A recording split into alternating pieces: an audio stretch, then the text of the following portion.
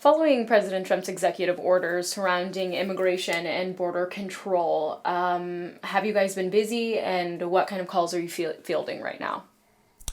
Short answer, yes. We have been busy.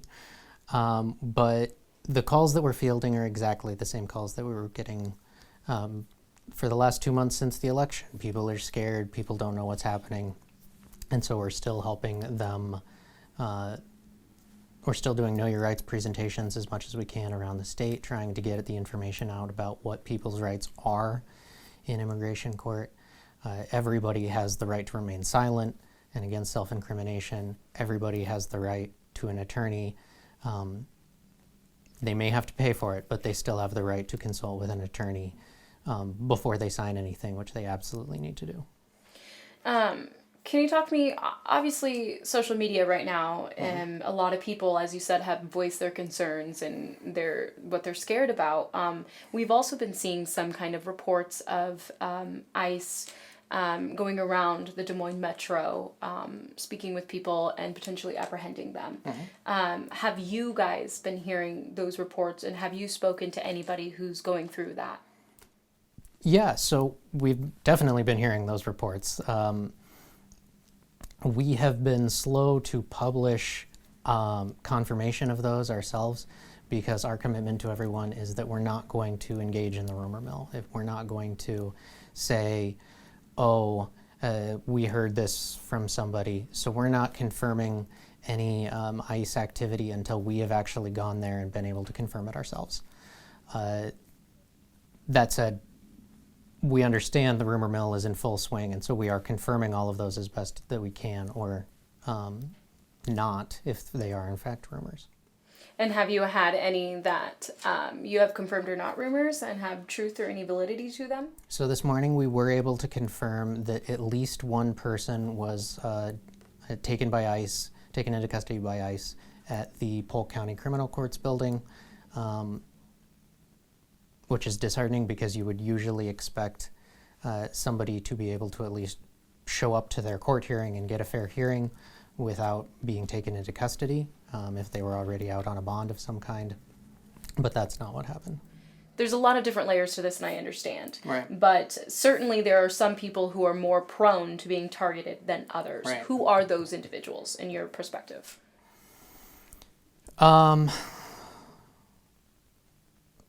Like you said, that's a hard question to answer just because of the number of layers to it. One of the things that people don't usually realize is that everyone who is not a citizen has some level of risk. They might be a green card holder, so a lawful permanent resident of the United States. They could still be deported. They could still be arrested by ICE and placed in removal proceedings. So there is not zero risk for anyone unless they are a U.S. citizen.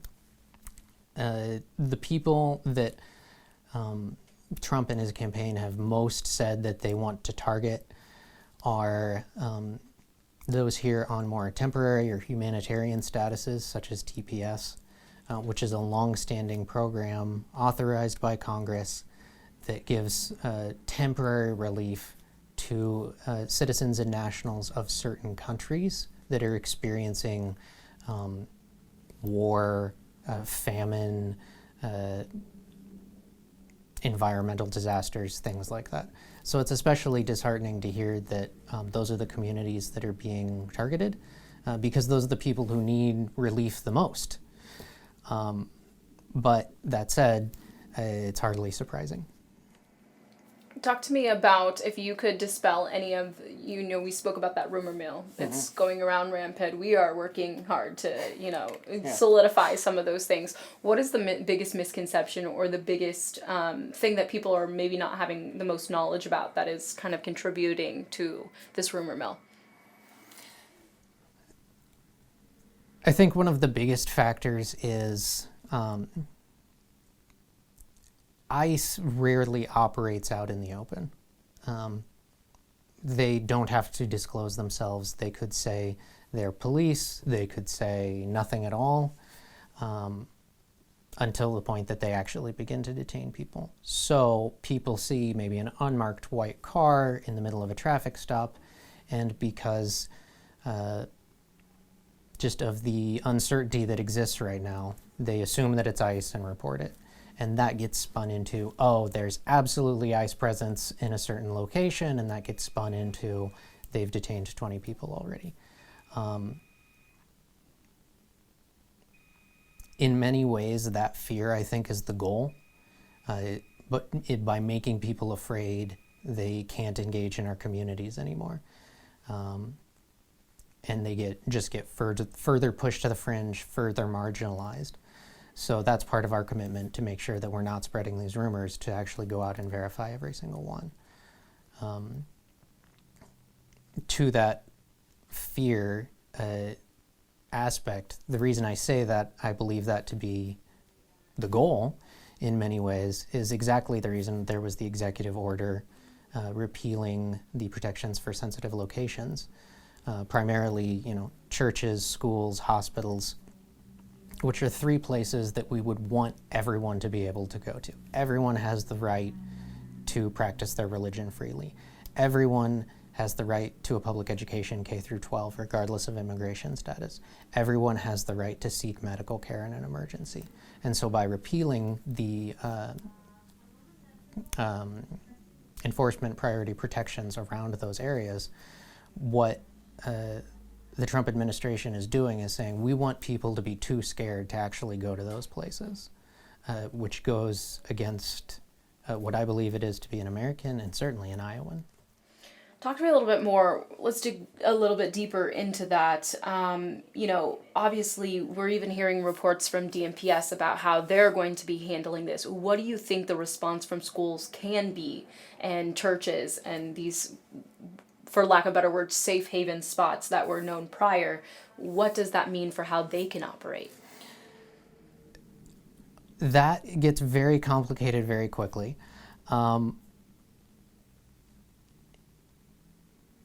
I would advise any location that has undocumented people in its vicinity to be consulting with attorneys about what their rights are to be turning people away.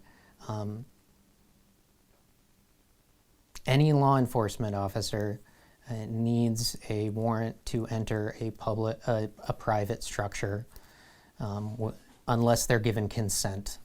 That consent could be implied.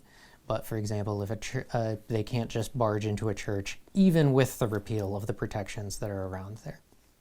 What that means is that there are situations where even if ICE does show up, places could say no, but it depends so heavily on the location and who's there, and they would need to consult with an attorney to figure out exactly what their rights are to say no to anyone coming in. But as far as like a public school, what are they going to be able, since that is a public property? So public schools are public property in many areas. There are also areas that are not open to the public.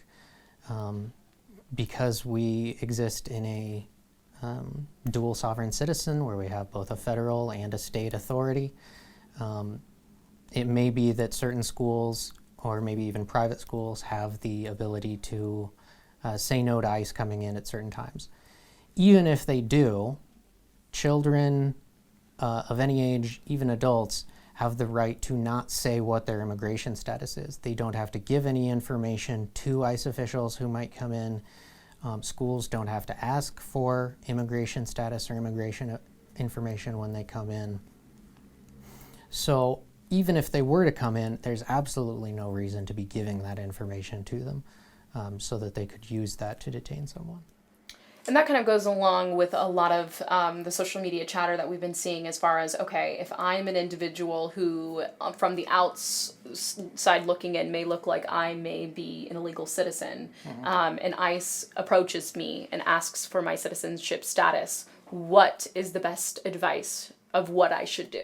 So we've been distributing little red cards that have people's rights on them, both in their language and in English, so that they can just hand it to whatever official it may be a police officer, an ICE official, whoever, saying, I wish to exercise my constitutional right to remain silent, and if I am to be detained, I want an attorney. And as far as after they're detained and they receive that attorney, what happens then? So that could take a myriad of paths, depending on what their individual situation is. So if they're undocumented, it's going to look wildly different than if they're a lawful permanent resident, or if they have hundreds of other statuses that are possible to have. What we've been telling people is you want to make sure that you call an attorney if you have one as soon as possible. You want to get in contact with your friends and family so they know where they are. And when we've been doing our Know Your Rights presentations around the states, we've been handing out family planning packets, which people can get on our website as well. Planning out, say you're detained driving along, who's going to pick your kids up from school? Who is going to feed your dog or your cat? All of the practical considerations that don't necessarily have a legal aspect to them, but are the things that will help people keep their life until we can hopefully find some way to get them out of custody. And saying the opposite side of the coin, you are a U.S. citizen, wrongfully detained, what avenue can you take? Well, so that's a really good question. I mean, anyone can be detained for removal proceedings if they believe it's just like a criminal. Anybody could be charged with a criminal charge but they're innocent until proven guilty. I, a natural-born citizen of the United States and white as snow, could be detained by ICE and taken into custody on the belief that I'm here unlawfully. So that absolutely happens. It's pretty unlikely, just given what I look like. And what we see in cases like that is just an overwhelming amount of racial profiling. What people need to do in circumstances like that is, luckily, exactly the same thing. They need to get in contact with an attorney and they need to get in contact with their friends and family, and not try and make any statements to ICE or to the police.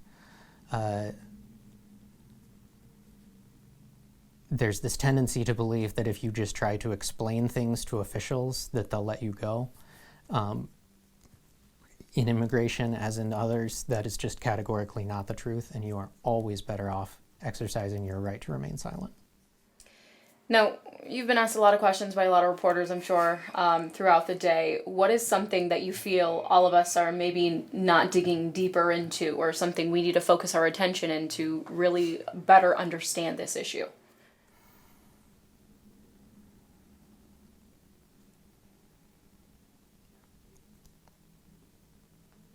I think one of the things that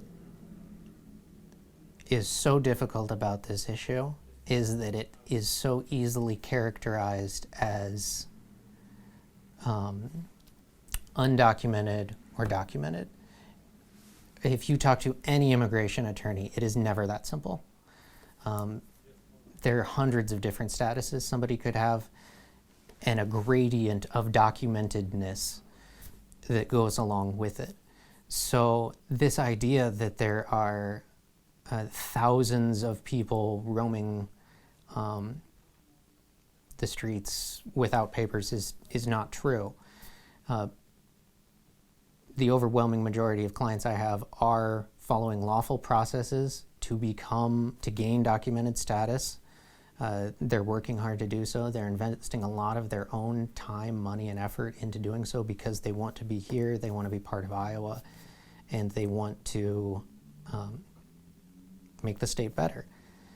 At the same time, it's so easy to demonize this other group and scapegoat them for harms that our state or our country might be experiencing, that I would be willing to bet that almost every single Iowan knows at least one immigrant that they appreciate having around. And those are they don't see them, though, because they say, oh, well, they're one of the good ones, when in reality, they're all one of the good ones. And that's why we do what we do, so that Iowa can become more welcoming, more inclusive, and just a better place for everybody to live. Are any of the clients that you're representing, are you concerned about them being detained? Absolutely. Even past clients who we've won huge victories for and gotten them lawful status in the United States, green card holders, citizens, people are wrongfully detained all the time. And so part of our efforts have been gearing up to continue to fight, not just the fights that we see coming, but the fights that we already won and are now going to have to go back and refight. Closing message to Iowans on, how they can get out of the rumor mill, get into the right side of what's going on, things they need to avoid to get caught up in that, and where they can go to get factual information. So we are publishing every time we can confirm an ICE activity, we're publishing it on our website. And we're getting a lot of reports, so we will continue to verify those as possible and put them on there. There are other organizations, especially in other states, doing the same. I would encourage people to find the more prudent ones, the ones that are a little bit slower. The first is not always the most accurate. And with situations like this, jumping on a rumor just because you heard it is not going to help anyone. We need to be prudent. We need to be ready to go when we do get credible information.